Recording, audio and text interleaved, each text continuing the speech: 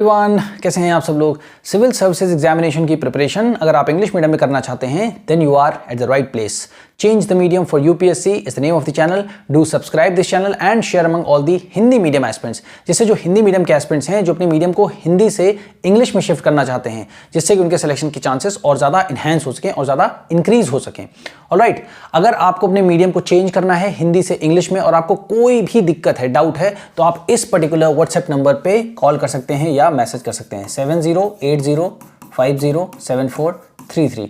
और जितने भी लोग इस चैनल से जुड़े हुए हैं उनको बता दूं मैं, मार्च के लास्ट वीक तक पूरा कोर्स प्रिपेयर हो रहा है और वो लॉन्च हो जाएगा। डोंट वरी, इसमें इंग्लिश स्पीकिंग का कोर्स होगा एक, ठीक है, इंग्लिश स्पीकिंग। अब ये कोर्स होगा किस लिए? जो लोग हिंदी मीडियम के हैं, उड़िया मीडियम के हैं, बंगाली मीडियम के हैं, गुजराती मीडियम के हैं, क्योंकि जहां जहां से मुझे फोन आए हैं मैं उनकी सबकी रीजनल लैंग्वेजेस को ध्यान में रखते हुए केवल यूपीएससी एस्पिरेंट के लिए, जो लोग यूपीएससी की तैयारी करने जा रहे हैं उनकी जरूरतों को ध्यान में रखते हुए और यूपीएससी के पूरे सिलेबस को ध्यान में रखते हुए, कितनी वोकैबुलरीज इंपॉर्टेंट हैं, कौन कौन से सेंटेंसेस हैं, कैसे बोलना है, कैसे लिखना है, इंटरव्यू में कैसे, हर एक चीज को ध्यान में रखते हुए मैंने सिर्फ ये यूपीएससी एस्पिरेंट के लिए इंग्लिश मीडियम का कोर्स बनाया है, जो कि इंग्लिश स्पीकिंग का कोर्स होगा, ये अलग। और इंग्लिश लैंग्वेज का कंपलसरी पेपर होता है, एक इंग्लिश लैंग्वेज का कंपलसरी पेपर होता है जो कि 300 मार्क्स का होता है, जिसको आपको क्वालिफाई करना बहुत ज़रूरी होता है। अगर आप इसको क्वालिफाई नहीं करेंगे तो आपकी बाकी जीएस की कोई भी कॉपी या ऑप्शनल की कॉपी चेक नहीं की जाएगी। That means you will be considered failed in the mains despite clearing the prelims examination. Alright, फिर उसके बाद जो सीसैट है, सबसे इंपॉर्टेंट यही होता है। इसके अंदर जो आरसी आता है, रीडिंग कॉम्प्रिहेंशन, ये जितने भी प्रीवियस ईयर के क्वेश्चन हैं इसमें आरसी के, उन सारों को डिस्कस करूंगा मैं बहुत अच्छी तरीके से, जिससे आपको पता चले कि रीडिंग कैसे करनी है, अंडरस्टैंडिंग कैसे करनी है आपको चीजों को, और सही ऑप्शन, जैसे 4 ऑप्शन होते हैं तो सही ऑप्शन पे कैसे क्लिक आपको लगाना है कि जिससे आप जो है इस पर्टिकुलर सीसैट के पेपर को क्वालिफाई कर सकें फर्स्ट अटेम्प्ट में, ठीक है ना। और उसके बाद जनरल स्टडीज का फर्स्ट पेपर जीएस का 1 2 3 4 फाउंडेशन कोर्स के जैसे होगा। और एनसीईआरटी का भी एक कोर्स मैं बना रहा हूं, उसको थोड़ी देर के बाद में लॉन्च किया जाएगा, ठीक है। और बाकी 24/7 आपको हेल्पलाइन रहेगी, एक आपका ग्रुप रहेगा, पेड स्टूडेंट का ग्रुप रहेगा, ठीक है ना, जो कि टेलीग्राम पे रहेगा या व्हाट्सएप पे रहेगा। आप उस पर कोई भी क्वेश्चन करेंगे 24 से लेके 48 आवर्स में आपको आंसर दिया जाएगा। ऑलराइट, तो जितने भी स्टूडेंट हैं धैर्य रखें, बस 1 महीने की बात और है, ठीक है। आप लोग को कोर्स मिलेगा, आप लोग मेहनत करते रहिए। इसी तरह से आप जितने भी लोग मेरे को व्हाट्सएप पे आंसर्स लिख करके रोज भेजते हैं, मैं रोज उनको चेक करके भेजता हूं। 2 से 3 घंटे लगते हैं मुझे, कम से कम 600 लोग लिख करके भेजते हैं, राइट, ऑलमोस्ट। तो आप लोग लगे रहिए ऐसे ही। अब एक स्टूडेंट का मेरे पास आया था मैसेज कि सर जो ये एनसीईआरटी की बुक है उसमें जो साइड में ये सब लिखा रहता है, क्या इसको भी पढ़ना इंपॉर्टेंट है? तो इसका आंसर देने के लिए मैंने ये वीडियो बनाया है। हाँ, ये पढ़ना इंपॉर्टेंट है, ठीक है। अब ये हमारी, और जो लोग पहली बार वीडियो देख रहे हैं, ये इसका नाम है book our past, 6th class की बुक है ये, एनसीईआरटी है ये, ओके, न्यू एनसीईआरटी है ये, ठीक है। और ये 2nd चैप्टर है। तो आप इंग्लिश मीडियम की बुक को ओपन करेंगे, 2nd चैप्टर में आपको लेफ्ट हैंड साइड पे ये चीजें लिखी मिलेंगी, ठीक है। तो अभी इसके जस्ट पहले वाला जो वीडियो आएगा उसमें रॉक पेंटिंग्स के बारे में शेयर किया गया है, पूरी तरीके से बताया गया क्या होता है, कैसे पढ़ना है एंड ऑल दैट। ऑलराइट, अब जैसे किसी को समझना है तो ये इसलिए इंपॉर्टेंट होता है कि ये एक जैसे सबसे इंपॉर्टेंट चीज होती है उसको साइड में लिख लेते हैं, तो ये होता है। भीमबेटका क्या है?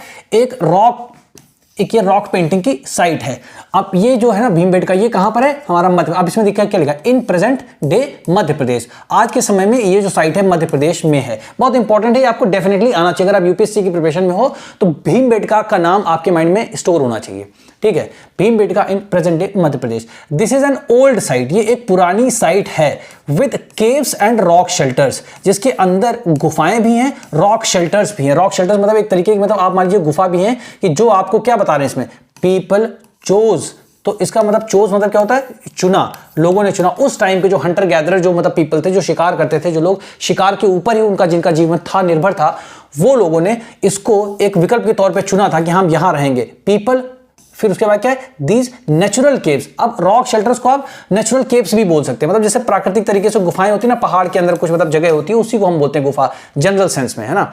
बिकॉज दे प्रोवाइडेड, अब मतलब प्रोवाइडेड मतलब क्या होता है कि दिया, क्या दिया, शेल्टर मतलब एक तरीके से सुरक्षा दी उनको, ठीक है ना, सुरक्षा दी या रक्षा करना फ्रॉम द रेन। अब जैसे बारिश हो रही है, अब ओपन में तो नहीं रह सकते वो लोग, तो ऐसी जगहों पे उनको जो है क्या, शरण लेना, बेसिकली दे प्रोवाइड शेल्टर। तो इसका सही मतलब आप समझते हो तो ऐसे होता है शरण लेना कहीं पर, सुरक्षा। अब जैसे आपने कहीं शरण ले ली तो आप मतलब क्यों शरण लेंगे, उसका सिंपल सा है कि सुरक्षा चाहिए आपको। अब किस चीज से सुरक्षा चाहिए आपको, रेन से चाहिए, है ना, बारिश हो रही, हीट है, गर्मी है, बहुत तेज हवा चल रही है, विंड है, बहुत आंधी तूफान आ रहा है, तो ऐसी चीजों से सुरक्षा के लिए जो हंटर गैदरर्स थे, या जो पीपल उनको बोल सकते हैं, या हंटर गैदरर्स बोल सकते हैं, या ओल्ड पीपल बोल सकते हैं, या पैलियोलिथिक टाइम्स के पीपल बोल सकते हैं, कुछ भी बोलिए, तो उनको ये जो नेचुरल केव्स थी, इन सब ने ये सारी चीजें प्रोवाइड की थी, शेल्टर मतलब सुरक्षा प्रदान करी थी। इस वजह से इन जो इनकी रॉक पेंटिंग्स थी, जो मतलब रॉक पेंटिंग्स बनाते थे वहीं लोग रहते थे। ओके, दीज रॉक शेल्टर्स, अब जो ये मतलब रॉक मतलब क्या हो गया, ये हो गया हमारा पत्थर, और शेल्टर मतलब जो भी मतलब शरण मिलती थी जहां पर, ठीक है, are close to the Narmada valley. अब आपको नर्मदा वैली की भी लोकेशन मालूम होनी चाहिए कि मध्य प्रदेश में कहां पर, मैंने आपको इतना हिंट दिया कि मध्य प्रदेश में है नर्मदा। तो आपको यहां पे 3 इंपॉर्टेंट फैक्ट क्या है, एक तो आपको ऐसा बताना है, आपको सीधे लिखना है, ये भीमबेटका लिखना है। अब भीमबेटका है क्या, एक तरीके का रॉक शेल्टर, ये मान लीजिए, ठीक है, ये ओल्ड साइट है, ऐसे लिखिए ओल्ड साइट, बट इसको लिखने की जरूरत नहीं है। जब भी आप नोट्स बनाइए तो आप हिंदी में भी नोट्स बनाएंगे तो भीमबेटका लिखेंगे ना, इंग्लिश में लिखिए। अब कहां पर है ये, मध्य प्रदेश, तो इसके लिए साथ इसके लिए आप लिखिए एमपी, ऐसे लिखिए। फिर ये क्या है, एक ओल्ड साइट है, ये हमें लिखना नहीं है, ठीक है ना, विद केव्स और रॉक शेल्टर। अब ये जो साइट है इसके अंदर 2 चीजें, एक तो केव्स हैं और दूसरी रॉक शेल्टर, बट हमें ये नहीं लिखना क्योंकि एग्जाम में ये सब ऐसे आएगा नहीं, ठीक है ना। उसके बाद people chose these natural caves because they provided shelter from the rain, heat and wind. अब अगर आपसे कोई ये पूछ ले कि जो ये साइट है भीमबेटका में, ये किस चीज के लिए थी, तो ये बता सकते हो आप कि ये मतलब नेचुरल केव्स हैं बेसिकली।